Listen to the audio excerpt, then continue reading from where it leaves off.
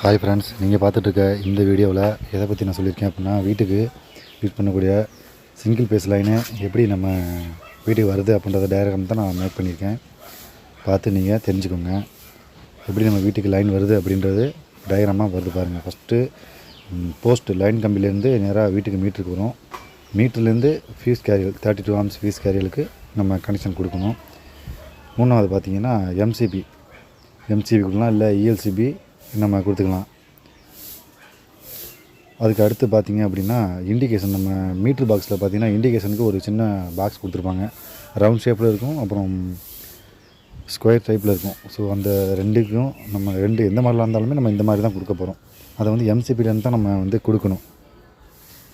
அதுக்கப்புறமேலே எம்சிபியில் இருந்து அப்படியே அடிஷ்னல் நம்ம ரூமுக்கு, எந்தெந்த ரூமுக்கு நம்ம வயரிங் பண்ணியிருக்கோமோ அந்தந்த ரூமுக்கு கொடுத்துருக்கக்கூடிய எம்சிபியில் நம்ம வந்து கனெக்ட் பண்ணி வச்சிடணும். நியூட்ரல் பார்த்திங்க அப்படின்னா எல்லா ரூமுக்குமே சேர்த்து பொதுவாக நம்ம அந்த ட்ரிப்பர் பாக்ஸில் நம்ம வச்சுருப்போம் நியூட்ரலு. அந்த நியூட்ரலில் கொண்டு போயிட்டு நியூட்ரலை நம்ம ஜாயின் பண்ணிடணும்.